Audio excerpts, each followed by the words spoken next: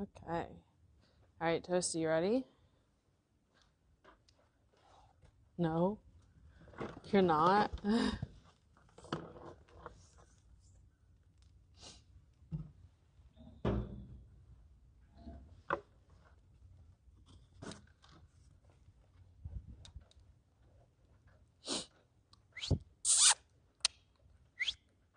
Toasty.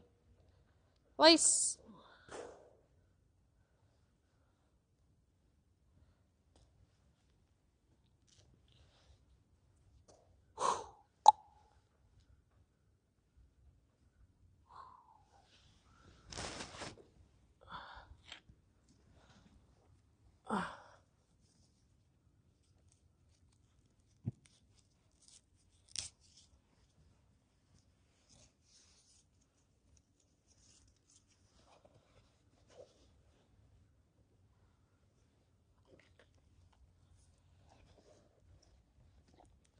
Okay.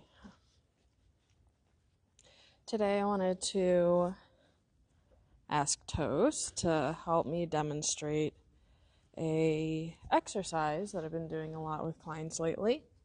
I really like this exercise because it helps practice body control between you and your horse, the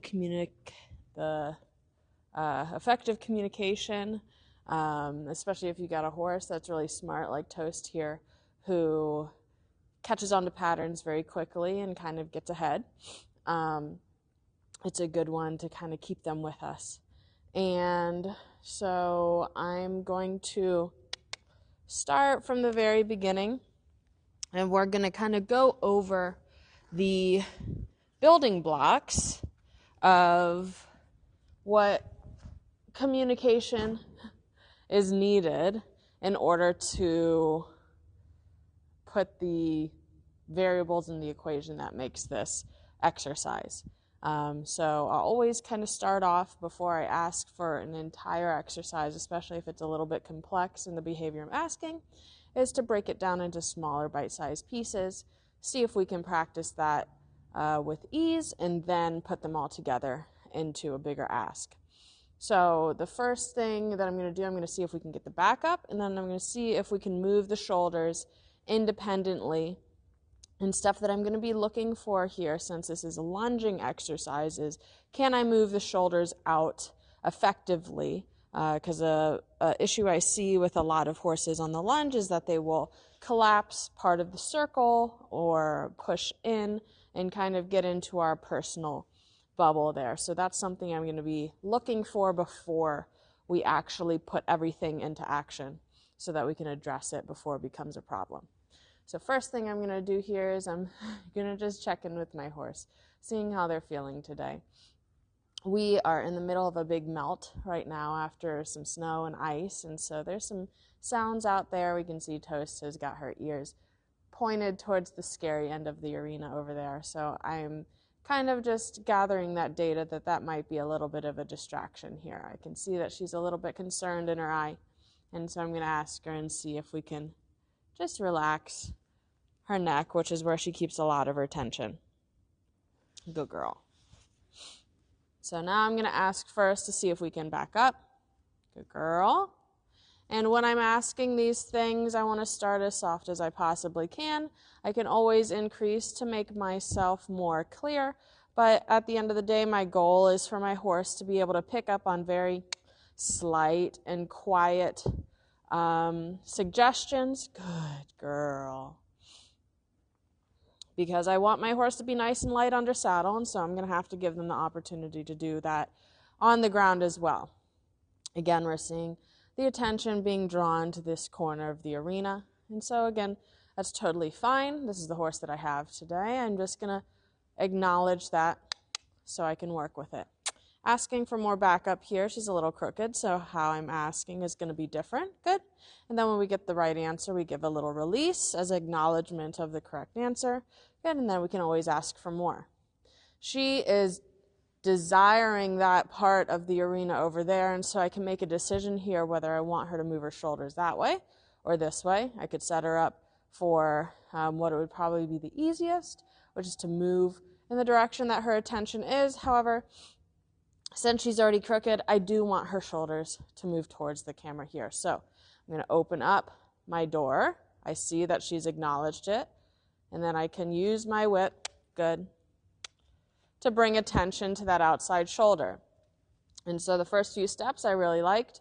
She rocked back lightly onto her hindquarters, moved her shoulder over without leaking forward, and then the last few steps we leaked forward a little bit, which is okay.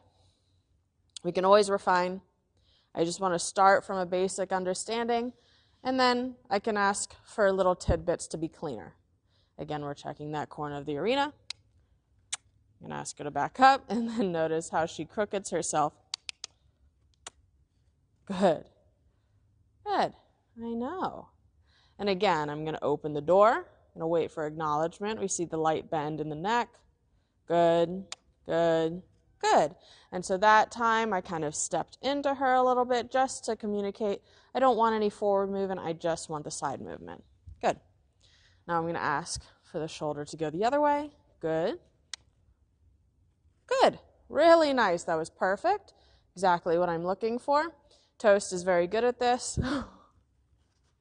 Talk about really subtle. She thought I was asking her to bring her butt towards me. I'm going to ask her to move it away. Good. Thank you. And I'm going to ask her to park up next to me. Thank you. Good girl. Yeah, so Toast knows these little building block asks very well. So it might take a lot longer with your horse. You might have to spend some sessions just doing this before we can put it all together.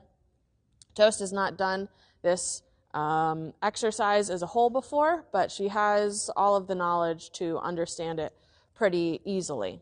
And so the first thing we're going to do, we're working towards a clover. I haven't named the exercise yet. We're working towards a clover with these 4 points of reference here. We've got 3 barrels and 1 mounting block. But first thing, I'm just going to send out on a regular lunge.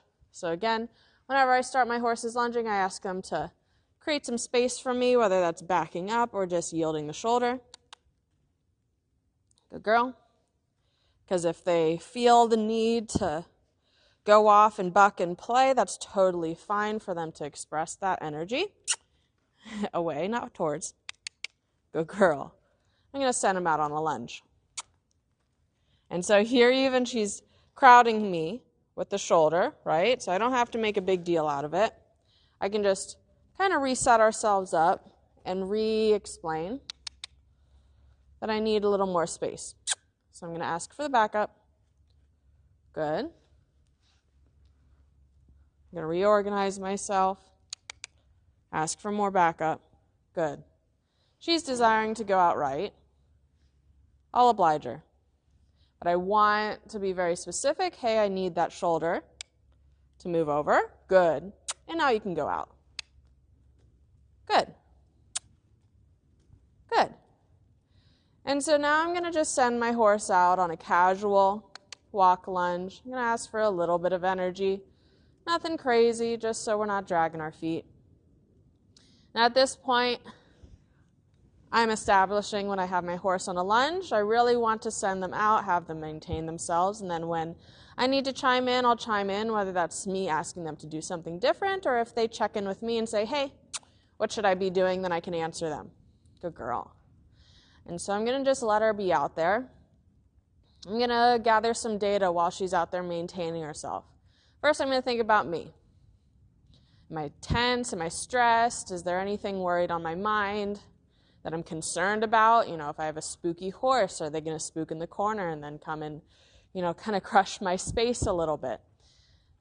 So I'm going to be acknowledging of things that are going on for me. Then I'm going to think about things that are going on for her. I know that she's a little bit distracted. We see this bend towards the outside because she's listening to the water dripping off the walls and all of the stuff that's going outside of this closed arena. And so I would ideally like her to have a soft inside bend. We have the opposite of that now.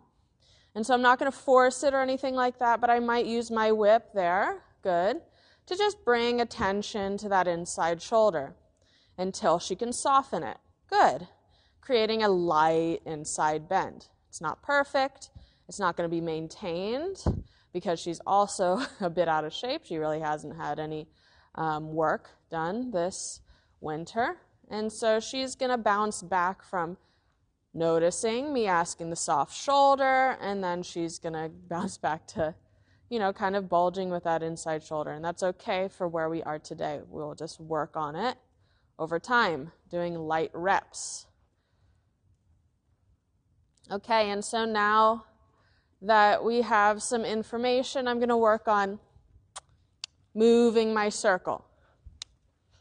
And so moving the circle can be a little bit challenging. Finding your positioning with your horse. Each horse is different, especially on, good girl, the groundwork language that you've established. But for her and for most horses, when I'm wanting them to maintain themselves in a forward motion, my body will be in line with their shoulder, maybe slightly behind the shoulder, right around the girth area. And then you'll notice if I step out in front, sometimes, that will kind of cut them off. Good girl. And so she didn't do it there. But sometimes when you step out in front of the shoulder or into the eye, then they'll either slow down or turn in or something like that. And then vice versa, if we step behind towards the hindquarters may pivot out. Asking her to go out. Asking her to make the circle a little bit bigger.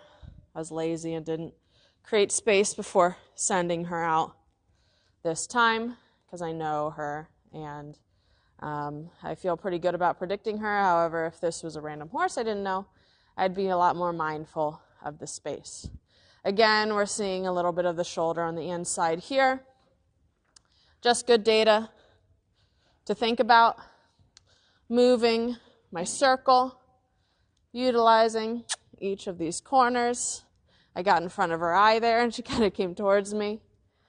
And I had to remind her, sorry, I know I'm being a little messy, but I need you to come forward. Good. And I can use my whip to block the neck and the eye.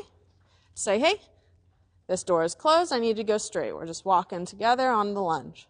Cool. And then once we feel good there, then we can start practicing our change of direction. Good girl. You don't have to trot. You can walk. Good girl. But keep going. But keep going. There we go. So with the change of direction, I have a few different ways I can do it. But the way that I really like to do it is that I like to slow the horse down, draw the shoulder towards me, and then access the outside shoulder, pushing it back out onto the circle the other direction. So what that will look like is you'll notice when I have Toast go forward and maintaining herself, I'm slowly walking with her. Even if I'm not actually moving anywhere, like right now I'm not moving anywhere, but I am walking with her in a teeny, teeny, tiny circle. So again, going back to the concept of really light, subtle changes being noticed by a horse, I'm going to ask her for a little more energy. Good girl. Is that when I'm ready for her to create a change, I will stop walking. I'll still myself.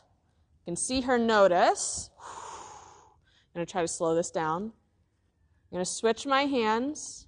I'm going to open up the other door. I'm going to ask the shoulder to yield out. Good. And I'm going to ask her to go out on this circle, this direction. Asking for a little more space. Good. Very nice. And so Toast knows this well, and I asked her to do it very slowly. But, it might be a little bit messy with your horse if it's the first time you're doing it. And so give yourself grace, give your horse grace. Don't feel like you have to force it in the moment. If it falls apart, you can always circle back and try again. Learning from each repetition. I'm going to ask her to notice the soft shoulder. Good there. Then again, I'm going to have a change of direction here. I'm going to ask her in this corner, next rotation, so that you get a different view of it. So I'm walking with her. I might here switch my hands, creating stillness, exhaling if I need to. If I need to, I can bring my whip out here, block the forward, and then ask the shoulder to move over. And then ask for space. Again, we're kind of building up the building blocks here. If your horse is completely crushing in on your personal space here, don't move on to the next step, address that, or even go back a step to address it before adding on more things. If you're noticing problems or things that are messy, if we ignore them and keep going, they're only going to get messier. All right, so now we're going to go and do the entirety of the exercise. We're going to find the cloverleaf. And so again, I'm walking with my horse. The idea here is that we can do a cloverleaf, we can do like a figure 8 around these barrels, we can just make a bunch of different shapes. And I'm going to be working with my horse to communicate smooth transitions, whether that's change of direction, upward, downward. We're going to start first with just change of directions, because that's the simplest thing. Once you start making things fast, you got to make sure that you can keep up. And so I make sure that I have a lead, a rein that I can organize easily. I've got my nice thin one here today. If you have a long lead rope that you can just let a little bit of the tail drag on the floor and it not be a tripping hazard, that's always nice too. And so I'm going to look at my horse, check in with my object that I want, practice moving my circle as they go around, switching, asking for the change of direction. Finding something else. We're going to go to this white one, asking to make the circle bigger, managing the line, confusing your horse, deciding to go straight. Asking for more energy here so that I'm not in front of her shoulder, around the barrel, switching myself, asking for the change of direction. Good, really nice.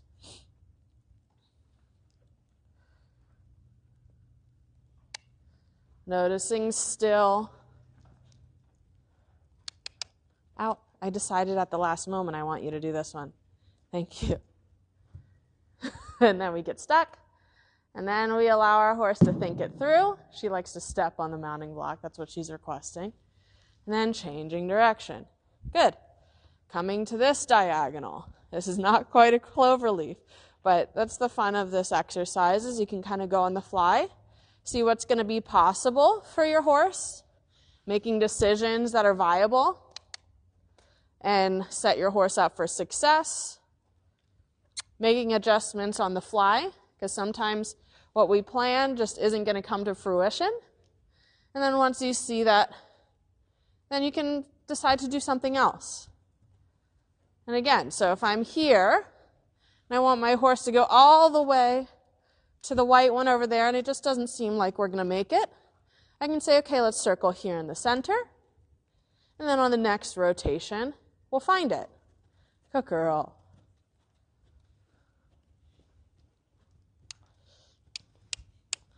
And then switching myself. And I can always back up to create more space because I didn't have my rein organized enough. Asking to go around this barrel. Good. Switching myself. Asking for the change of direction. Asking for a trot. Trot. Good girl. And then now we're in the trot. Some different things might come up. And so I'm giving a few rotations. Look for any data that should be useful or important. And then move back to the plan. Creating space, changing the direction. Good. If a downward transition is needed, we can allow it. Don't have to be strict about this. Good. Good. Good. Come with. Very nice. Good girl. All right. A little payment for doing some work today. So that's ultimately it. You can also go up into canter. You can use this to practice some lead changes, simple or flying. But yeah, that's a really good exercise. You can do it with as many as you want or as little as 2 barrels or standards or mounting blocks or whatever you have to work with your horse. And yeah, it's just something that you can be really creative about and see how well you can keep up and be clear and concise. And the same thing with you and your horse. So, awesome. Good job, Toasty. There you go.